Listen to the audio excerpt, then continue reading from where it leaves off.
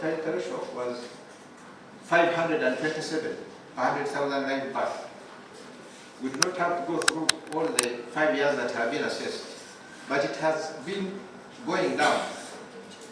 Well, we will take the official from Ministry of Health and UBOS, which is 189 per 100,000 births, have reached single digit. Actually, even this single rounding us up to less than 70 by 2030, we actually need to see that that is still high for us. Those are still many mothers dying. And from the fact that you've seen this trend, it means that it is possible. Because if all efforts are put in, teamwork is encouraged, we can be able to achieve all the with the very many ideas you have, the energy and enthusiasm, with the cooperation you have from the different members who are here and those who are not here, that those ideas need to be implemented so that we can be able to serve our mothers and babies. And there are many other opportunities we can take charge of. Like now, again, if you look at it, because we are talking about 40 years, at one stage, and you should know that only 38 mothers out of 100 we are delivering in this facility, actually for a long time. So mothers were going to different groups, traditional birth attendants. We are happy to report that according to the latest demographic and health survey, which is about 91%. Now what does that mean? And then when you look at neonatal care, at least once, about 97.5. So it basically means that we should also take advantage of this single time that the mother comes to our facilities. We do all the tests, we take all the history, we identify the risks. Then we will be able to continue to save mothers. So there is evidence that we can reduce the mortality. And members, you need to know and also share a lot of these achievements that have taken place. We have gone through many other indicators, but basically all the indicators have improved. And the Ministry of Health was thanking for the cooperation you have had with the professional bodies, these professional associations. We imagine each one of us should be belonging to a professional association. Our own takes all of us, but even the others like the midwives, the nurses, the groups, even like mothers unions, they all really contribute. So let's go on board. I will say something. You see, we are looking at our Association of Obstetricians and Gynecologists of Uganda. Members, we need to look at it from the other regional and global perspective. Our is a professional body. We have another body called EXAPO. EXAPO is Central and Southern Africa. So there are associations for each of the different professions. You have EXAPO, but for us we have EXAPO, which is for EXAPO. And you can say I'm happy about it. And as this grows, we are really very excited about that. But also, members, it continues. So you have our Uganda level, EXAPO at regional level, and we have FIGO, Gynecology Ethnic Obstetrics.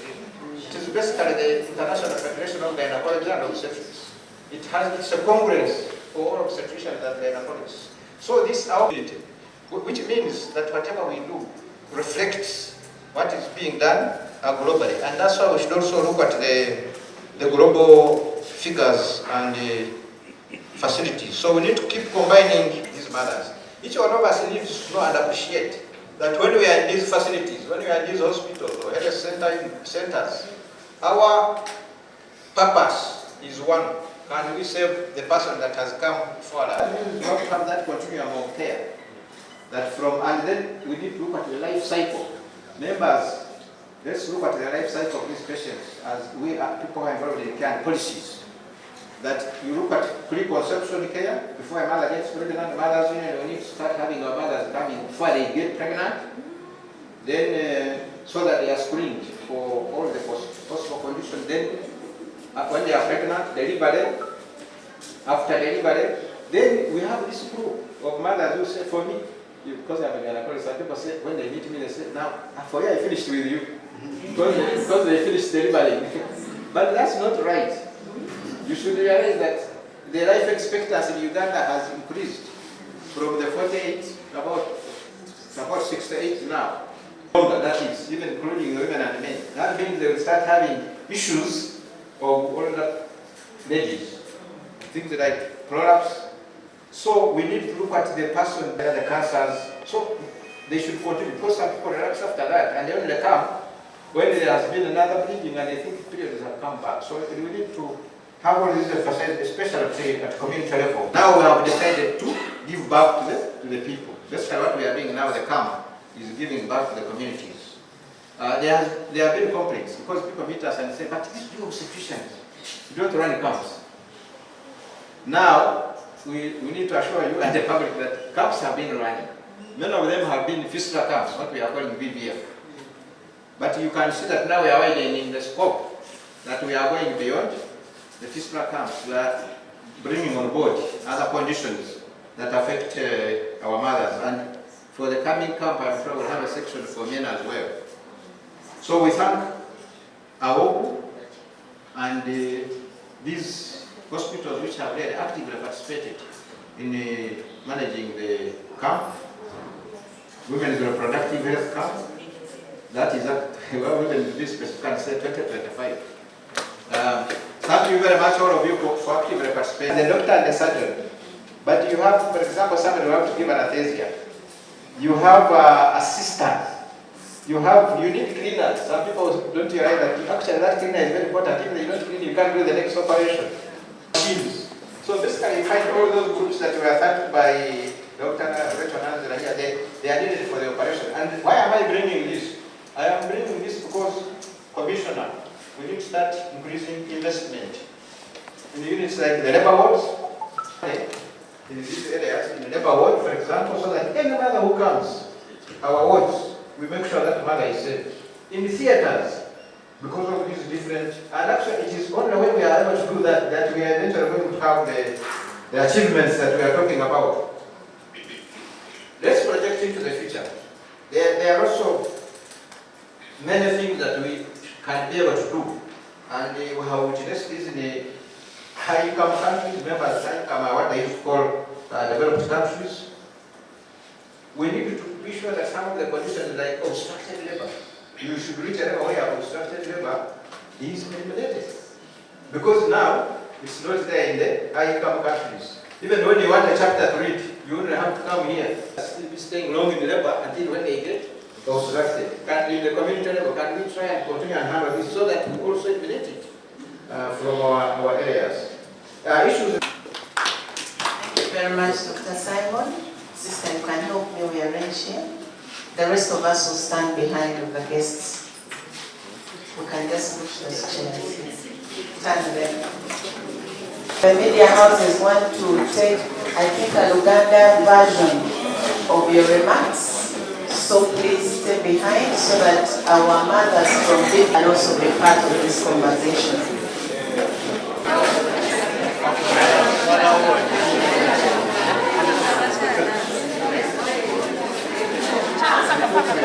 And BBS, please take the Luganda versions. I think here is still okay. Our guests are still here before they go. Other colleagues, let's go and continue serving. Thank you very much for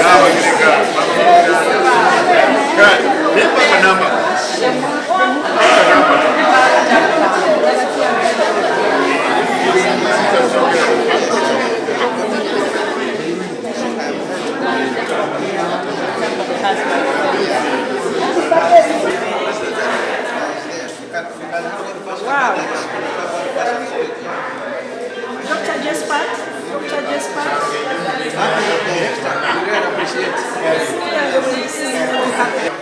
No, you can, what I usually do, first brief me about what I'm Professor Josephat Jamugisha. I am an obstetrician and gynecologist, and I was the guest of honor for this function today. The function has been organized by AWOGU. AWOGU is Association of Obstetricians and Gynecologists of Uganda. Ekibiina ekireetera wamu bonna abana abakola ku by'okuzaalisa endwala z'abakyala naye tuteekako n'ez'abasajja kuba ba gynecologists bakola n'okubasajja. Kati AWOGU yabadde za myaka 40 yakamala emyaka 40 kati bagiregisteringa mu Uganda. Kati babadde na camp giving back to the people nga bagezako kukola kuba bulwaire bungi nnyo kuba ku ab'embuto abalina ebizimba abalina kansa aba fistula bonna babadde babakolako mu nnaku zino 2 batandise jjo kati lwe lunaku lwokubiri olukulozinga kati bino byonna bigenda mu maaso nga conference eriko ku lwokuna n'olwokutaano nga tebanaba gyopeninga kakati basically kibadde ku giving back to the people ate kati omanyi kintu kyonna kitukola wano mu oba mu research kiba kukola ku bwa bulungi bw'abantu kuba kukwongera okulabe nti obulungi bw'abantu obulamu bw'abantu buba bulungi kusingawo tubadde tukola kati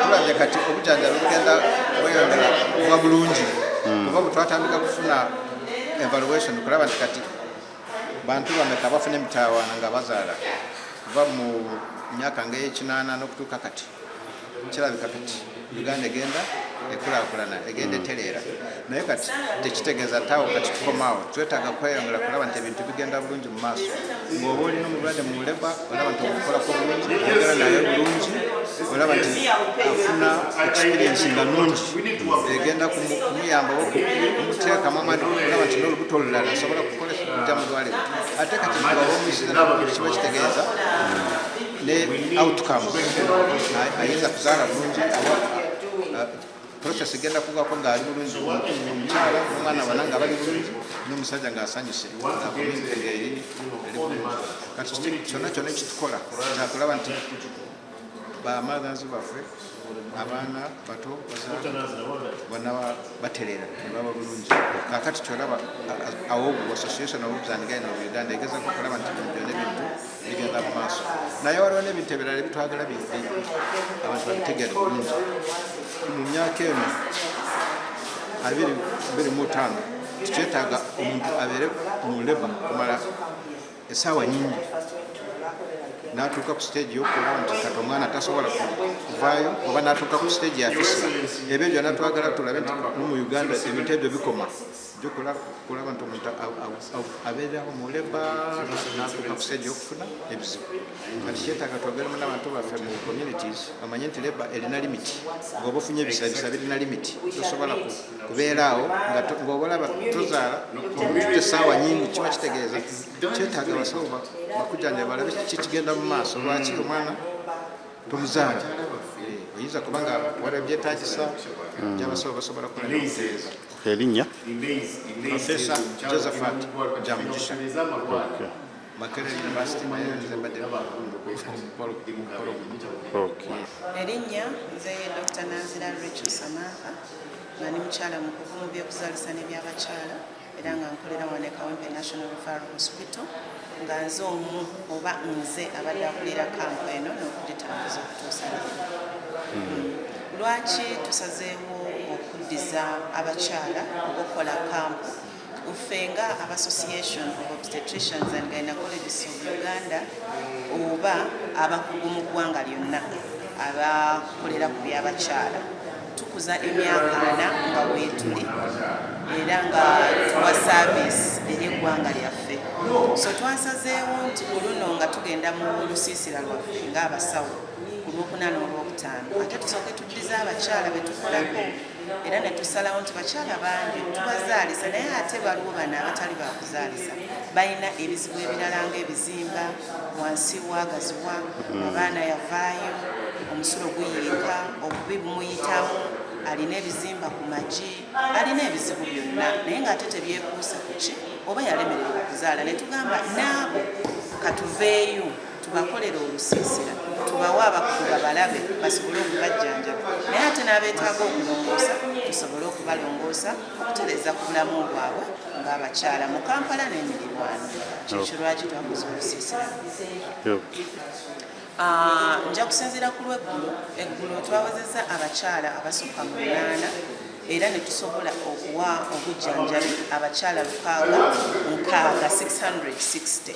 era ne tusobola okulongoosa abakyala 52 mu buli So leero eggulu twasigazzaawo naye ate leero Sister Evelyn ankubidde nti era abakyala bangi almost bawera 5 n'okuyisaamu wadde tetunnabala. Erinnya tuliddemu? Erinnya nze Dr. Nazira Rachel Samantha ani mukyala mu byakuzaalisa n'endwadde z'abakyala. Erinnya Dr. Baagala Yohana Paul nga nkulira ensonga z'abakyala abazaala n'abaana abakazaalibwa n'abaana minisitule y'ebyobulamu. Neesiima nnyo okubeera ku mukolo guno kulimu ku malwaliro gaffe amakulu agazaalisa erya Kawempe National Referral Hospital. Tubadde tuggalawo olusiisira lw'ebyobulamu olw'omwaka guno. Luno lwe lumu ku lusiisira ezisoose okukolebwa olufaanana nga luno, era neebaza ekibiina ky'abasawo abatendekebwa mu kujjanjaba abakyala kituyita Association of Obstetricians and Gynecologists of Uganda olw'okuteekateeka olukungaana luno. Nyongera okwebaza era abakulira amalwaliro gaffe ag'amaanyi mu ggwanga ery'e Kawempe n'eddwaliro ly'abakyala ery'e Mulago. Abantu baffe mwenna abali eyo abakyala abeetabye mu lusiisira luno tubeebaza, mwebale kujja kubanga naffe kitukakatako okufa okulaba nti n'ebigambo bye twogera mubiwulira ate ne mujja ne mujjanjabibwa. Nga gavumenti nga ministry tubadde tutadde amaanyi mangi nnyo okufa okulaba nti nno tukendeeza ku muwendo gw'abakyala abazaalira mu ssanya, era neeyongera okwebaza bakama bange ku Ministry of Health, Permanent Secretary Madam Diana Atwine, Dr. Diana Atwine olw'amaanyi, baministers olw'amaanyi ge bataddemu ne gavumenti yonna, nti okuva mu myaka 5 egiyise tusobodde okukendeeza ku muwendo gw'abakyala abafiira mu ssanya okuva ku bitundu 336 buli bakyala emitwalo 10 egizaala okudda ku bakyala tufiirwa abakyala 189 buli bakyala emitwalo 10 egizaala. Omuwendo ogwo gukyali waggulu, era tukkiriza nti nno wakyali abakyala abafa nga tebalina kufa, era amaanyi tugongeramu nnyo okufa okulaba nti nno omuwendo ogwo gweyongera okendera. So tutadde amaanyi mangi nnyo mu nsonga eyo, naye ate n'ekirala kitwagala otutunuulira ze endwadde ez'abakyala endala.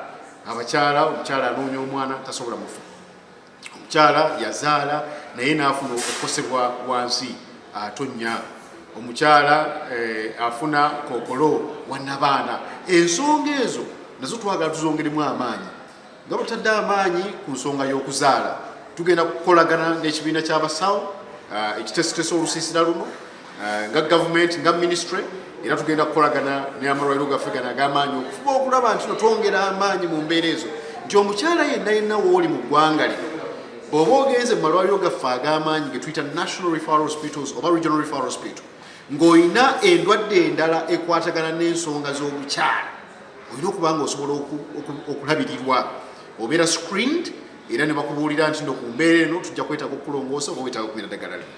Tukizudde nti abakyala baffe abasinga, bamaama abasinga bagenda mu mikono emikyamu olw'ensonga nti tuba tunateekawo mbeera eziyiza muwaatwa ogwo, obadde wakyaliwo omuwaatwa tugulabye, era tutaddewo nnyo amaanyi. Tugenda tutandika n'okulagana n'abakugu baffe okuteekawo guidelines eziyambako okujjanjaba abakyala abo, nti bw'oba ogenze mu malwaliro gonna aga gavumenti ag'amaanyi obujjanjabi bwa bwereere naye ng'ate ofuna obujjanjabi obw'omutindo. Ekirala twagala n'okumanya bakyala muwendo ki ogw'abakyala agulina embeera z'obulwadde, kubanga ati kino kituba tukiteeka ku nnyumaanyi.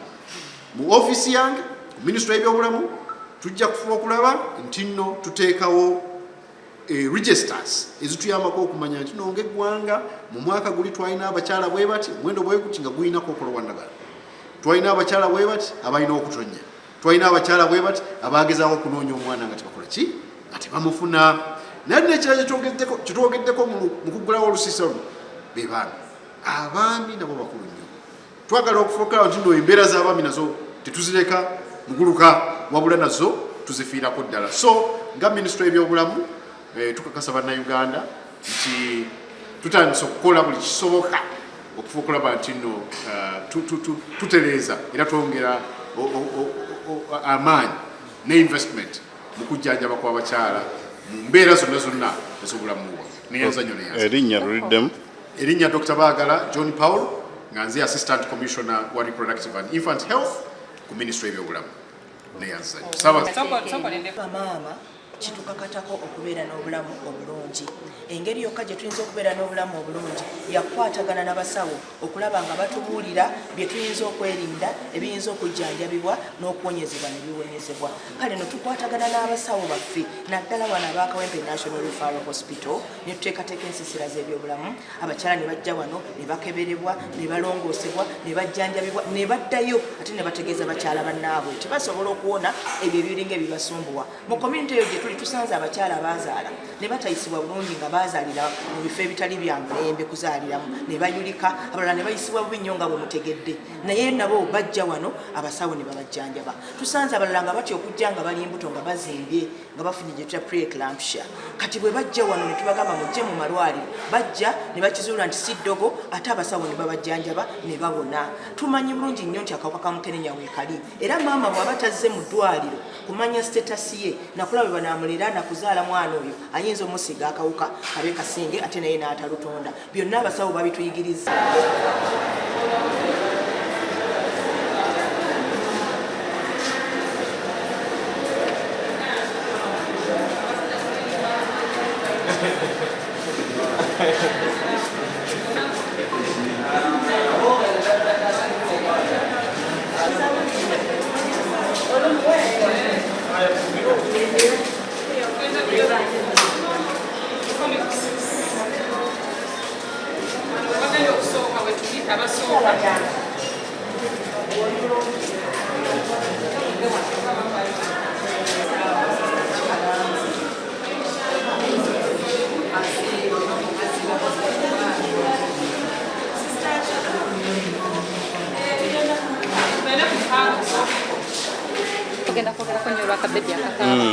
Bannange basanyukidde nnyo bannamawulire bannange kambabuulire amannya gange nze Nabulya Aneti nzaalibwa Masaka nava Bukomansi ne bane ndi musanyufu nnyo batuli basanyufu nnyo ffenna kubanga kye mutukoledde bannange nze sikirabanga mmaze n'ekizimba kino mu lubuto emyaka 10 naye nga neebuuza ssente ngenda zijjawa ezigenda okunnongosa ekizimba naye bannange kitu kye mutukoledde mwebale nnyo mwebalire ddala nanywako ne ku ddagala egganda nga ndowooza nti ekizimba kinaawo nekizimba kyagaana paka nawudde guno omukisa nenzija ne batukolako bannange abakampu mwebale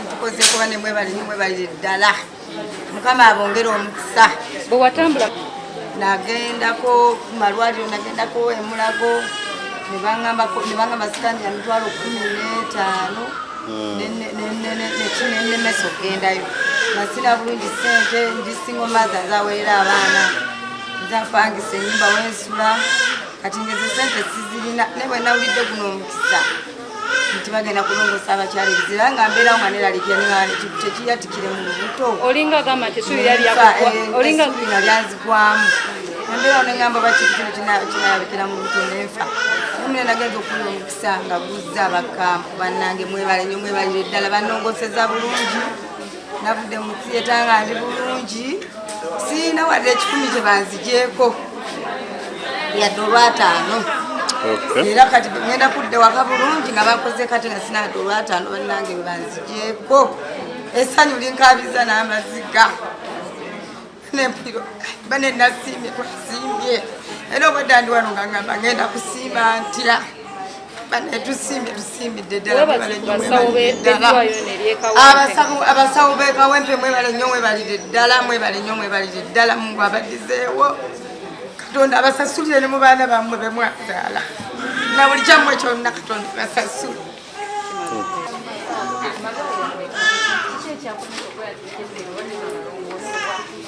n'okutuuka essaawa y'olwaleero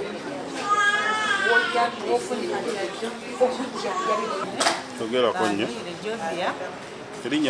erinnya lyange Kanuhire Jovia nviiridde Kanyanya najja wano emyezi 2 emabega nga nvaamu amazzi agawulire bwe natuuka wano ne basooka kunkenera gwana bwe bakemera ne bagamba biza kugenda kujanjiri bwe nagira ne bagamba baledi batategeera naye waliwo abasawo abaagala okujja balina kampu totunyonyoledde bagamba nawe abalwadde bakola abalina kampu kati gwe nakomawo nti mubagwana baana tulabawo buyinza okuba obwakansa oba kati bangamba abakampu bajja ennaku z'omwezi nga 10 ennaku z'omwezi 10 kumande gye nazze ne banziramu naye mabegawo obulwadde tebwabutegeera bagamba tuyinza okuba tujjemu nabaana kati babutegedde kati bazireemu abano gwe bazi abakugu ne bagamba ne baddamu buto kunkebera kubaawa ne babadde tebanafuna kituufu kati abakugu bwe bamaze okunkebera ne bagamba kabakusaleko akanyama bakatwale bakakebera kati prosesi gy'endimu yakanyama ne baatuteera naye mbasiima nnyo abasawo b'embawembe n'abamazazi yuniyoni mutuufu kye batukoledde batulaze omukwano buli kimu tukifunye bulungi buli kimu tuwali kasetubeebaliza nnyo tubeebaliza ddala kyala kasanda yatukoze bulungi najja n'atusabisa n'atukansolinga mu butuufu twagenze musiyeta nga tuli bakumu esaala ye yatu erinnya ogambye ani jangu mwatendinga oyo banempira ebisanyu binkabya n'amaziga oda nebuza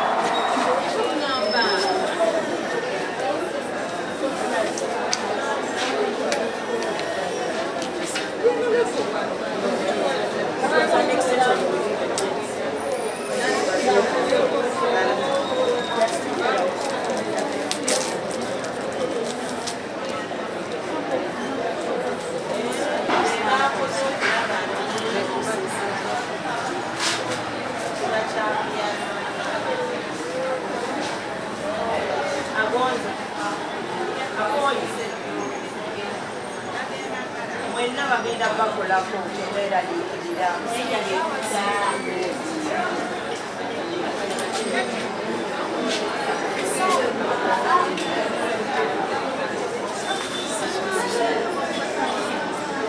mukkirize bamaama babalongoose nemumuterere kuki nemumuterere mukakkane abasawo batesetese bulungi enjala beeruma saawa yonna ey'okujalira abakazi basigibwawo